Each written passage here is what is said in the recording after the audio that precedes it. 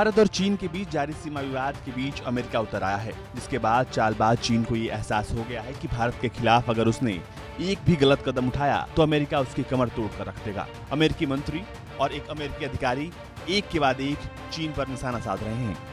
विदेश मंत्री Mike Pompeo के बाद अब अमेरिका की विदेश मामलों की हाउस कमेटी के चेयरमैन एलियट एंगल ने भी चीन को साफ शब्दों में कहा है कि अब चीन को पड़ोसी देशों की इज्जत करना सीख लेनी चाहिए और उसे कूटनीति का इस्तेमाल करना चाहिए। एलियट एंगल ने कहा कि अमेरिकी विदेश मंत्रालय भी भारत चीन सीमा पर जारी टेंशन को लेकर चिंतित है और चीन का व्यवहार धौंस जमाने वाला है। हम इससे अपेक्षा करते हैं कि वो अपनी इन हरकतों को छोड़कर पड़ोसी देशों के साथ मुद्दे डिप्लोमेसी के जरिए हल करने पर जोर देगा। कोरोना संक्रमण के मामले लगातार सामने आ रहे हैं। ऐसे में भारत चीन सीमा पर तनाव का माहौल पूरी दुनिया के लिए चिंता का विषय है।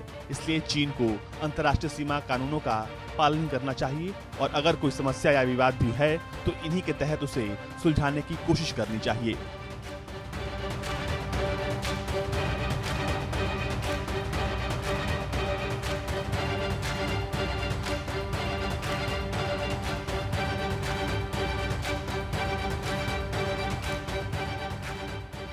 एलियट अमेरिका के काफी प्रभावशाली डेमोक्रेट वरिष्ठ संसद सदस्यों में से एक हैं। इससे पहले भी एलियट ने कश्मीर मुद्दे पर पाकिस्तान को नसीहत दी थी और कहा था कि पाकिस्तान को उसकी धरती पर चल रहे आतंकी कैंप के बारे में सख्त कदम उठाने चाहिए।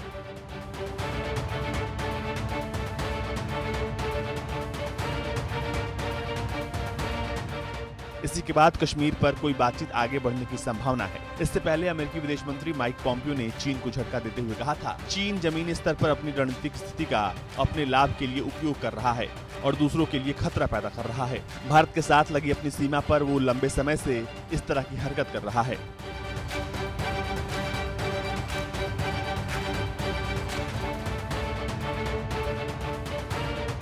तो वहीं चौतरफा घिर चुके चीन ने एक बार फिर बातचीत के जरिए लद्दाख सीमा विवाद को सुलझाने की बात कही है। हालांकि सीमा पर उसके सैनिकों का जमावड़ा पहले की ही तरह लगा हुआ है। चीन विदेश मंत्रालय के प्रवक्ता झाओ लिजियान ने कहा कि भारत के साथ सीमा पर समग्र स्थिति स्थिर और नियंत्रणीय है।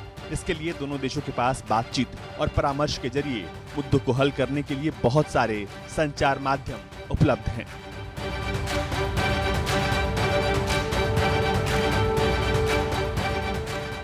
ब्यूरो रिपोर्ट, भारत तक।